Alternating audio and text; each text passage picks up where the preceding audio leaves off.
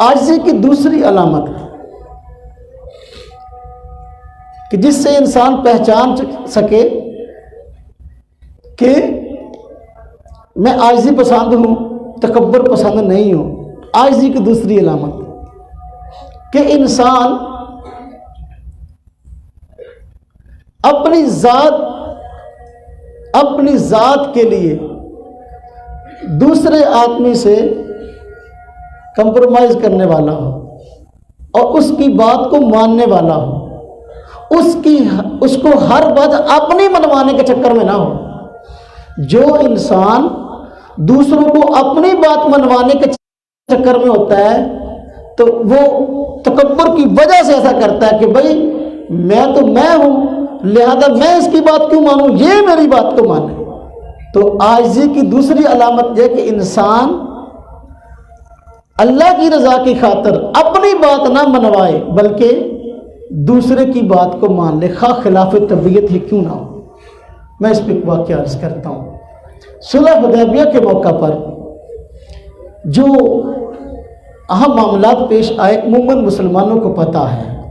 حضور نبی اقدس صلی اللہ علیہ وسلم کے ساتھ مشرکین مکہ کا معاہدہ ہوا، شرائط ساری وہ رکھی گئی جو کہ ان کے حق میں تھی، مسلمانوں کے سراسر خلاف تھی، لیکن حضور نبی اقدس صلی اللہ علیہ وسلم نے پھر بھی اس کو مان لیا۔ یہ نہیں کہا کہ بھئی میں ان کا مقتدا ہوں، مسلمان میرے ساتھ اہل ہیں تو ہماری ہی بات مانو، نہیں، اپنی ذات کے خلاف ہونے کے باوجود ان کی باتوں کو مانا۔ توجہ کرنا ذرا، جب شرائط طے ہو رہی تھی، معاہدہ لکھا جا رہا تھا، تو معاہدے میں حضور نبی اقدس صلی اللہ علیہ وسلم فرمایا کہ بھئی لکھو۔ حضرت سیدنا علی رضی اللہ تعالیٰ عنہ لکھنے والے تھے کہ لکھو یہ معاہدہ ہے محمد رسول اللہ صلی اللہ علیہ وسلم کی طرف سے مکہ والوں کے ساتھ۔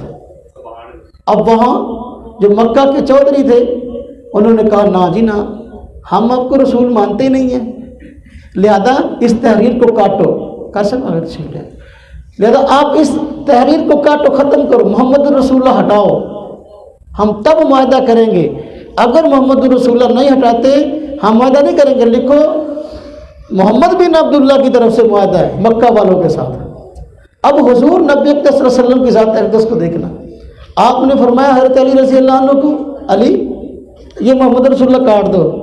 حضرت علی فرمانے لگے حضرت جی میں کیسے کاٹوں، میرا تو ایمان جاتا ہے، آپ محمد رسول اللہ ہیں، اللہ کے رسول ہیں، میں یہ تحریر یہ کاٹوں کیسے، میرے تو ایمان کا حصہ ہے۔ اب حضور نبی پاک صلی اللہ علیہ وسلم کی ذات اقدس آپ نے فرمایا علی بتاؤ کہاں لکھا ہے، اور قلم لیا اور خود اس کو کاٹ دیا۔